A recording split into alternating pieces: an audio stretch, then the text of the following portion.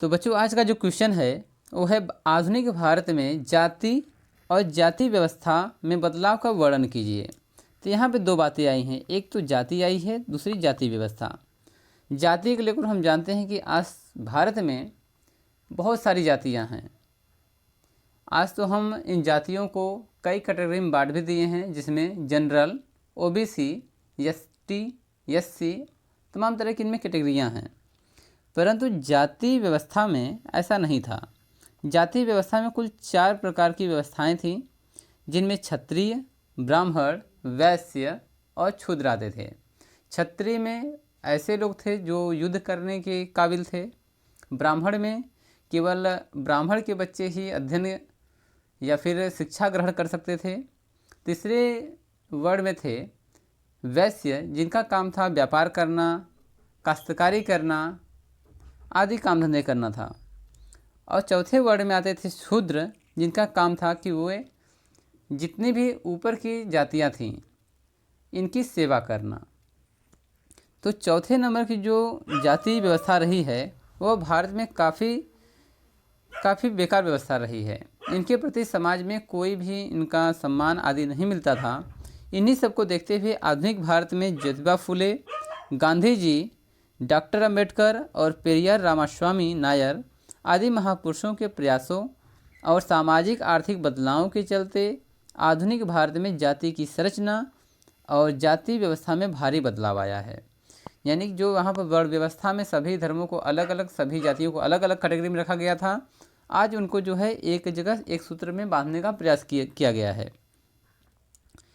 आर्थिक विकास, शहरीकरण, साक्षरता, शिक्षा के विकास, पेशा चुनने की आज़ादी और गांव में जमींदारी व्यवस्था के कमज़ोर पड़ने से जाति व्यवस्था के पुराने स्वरूप और वर्ण व्यवस्था पर टिकी मानसिकता में बदलाव आया है। तो वर्ण व्यवस्था में टिकी मानसिकता, जैसा कि पुराने ज़माने में आज से लगभग 20 साल पहले, जबकि देखा जाए तो कहीं कहीं पर आज भी है कि उनकी सोच भी वर्ण व्यवस्था पर रही है। और अगर आप आज भी अपने आप को ब्राह्मण क्षत्रिय मानते हैं तो वो आज भी नीच कुल में या फिर जो निम्न कास्ट के लोग हैं उनके साथ रहना, उनके साथ बैठना, उनके निमंत्रण में न जाना या फिर उनको न बुलाना और उनके हाथ से छुआ पानी न पीना, आज भी यह व्यवस्था कायम रही है। शहरी इलाकों में देखा गया है कि ज़्यादातर इस बात का कोई हिसाब नहीं रखा जाता कि ट्रेन या बस में आपके साथ कौन बैठा है। जैसा कि आज आधुनिक भारत में जब जातियों को लेकर, जाति व्यवस्था को लेकर के परिवर्तन हो रहे हैं, तो ट्रेन में आपके साथ कौन बैठा है, आपके सामने कौन है, आपके बगल की सीट में कौन है, बस में भी ऐसा है कौन है, इससे कोई फ़र्क नहीं पड़ता है कि वह एससी है, एसटी है, जनरल है, ओबीसी है, इससे कोई फ़र्क नहीं पड़ता। और वर्ण व्यवस्था में भी क्षत्रिय है, ब्राह्मण है, वैश्य है या फिर शूद्र है, इससे कोई फ़र्क नहीं पड़ता है कि आपके साथ कौन बैठ रहा है। जबकि रेस्तरां या होटलों में भी ऐसा ही देखा गया है कि आपके साथ बैठकर सामने कुर्सी पर खाना खाने वाला मेज पर इंसान वो निम्न कुल का है या फिर उच्च कुल का है या फिर क्षत्रिय, ब्राह्मण, वैश्य या शूद्र है, इससे कोई फ़र्क नहीं पड़ता है। यानी कि जातियों को लेकर अब भेदभाव जो है काफ़ी हद तक कम हो गए हैं। और कोई भी व्यक्ति यह नहीं पूछता है कि आपकी जाति क्या है। ठीक है, संविधान में किसी भी तरह के जातिगत भेदभाव को निषेध किया गया है।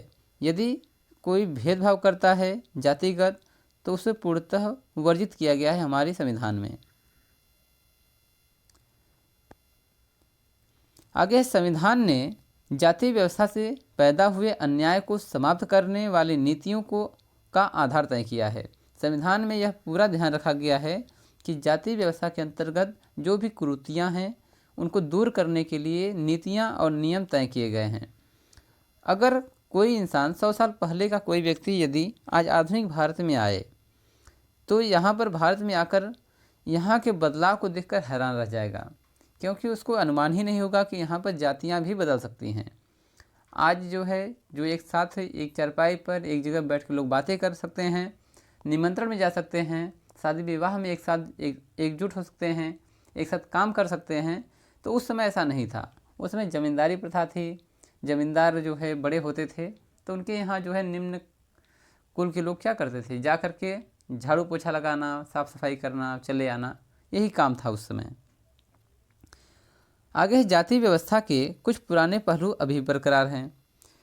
तो देखा गया है कि भारत में, समकालीन भारत में जाति प्रथा पूर्णतः विदा नहीं हुई है। आज भी बहुत से ऐसे राज्य हैं, जैसे मैं आपको बताता हूँ, एमपी हुआ, यूपी में तो काफ़ी कम हो गया है, और भी खास तौर पर ज़्यादा से ज़्यादा एमपी और बिहार और झारखंड, इन सभी राज्यों में आज भी वर्ण व्यवस्था कायम है।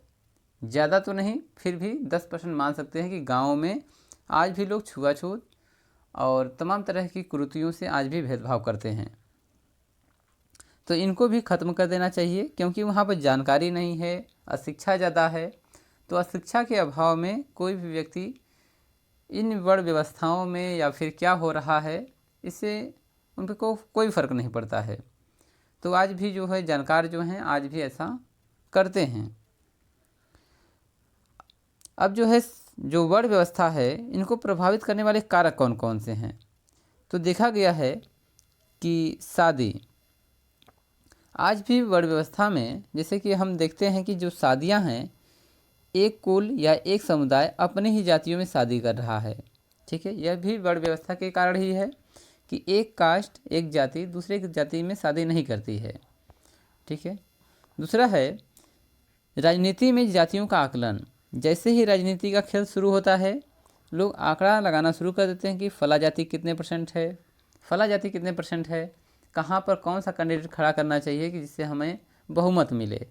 तो राजनीति में जातियों का भी खेल है, क्योंकि जातियों को बढ़ावा मिल रहा है। यदि बढ़ावा नहीं मिलता तो आज जो है पूरा जो है चुनाव का सिस्टम अलग होता। छुआछूत कभी कभी जो है ये प्रभावित करने वाले कारक हैं। आज भी छुआछूत जो है काफ़ी राज्यों में विद्यमान है और कहीं कहीं गाँव में हर जगह है।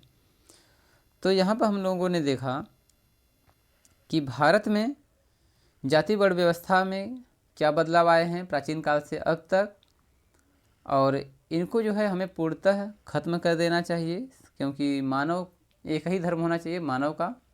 मानवता ही सभी धर्मों और सभी जातियों से सर्वोपरि है। धन्यवाद।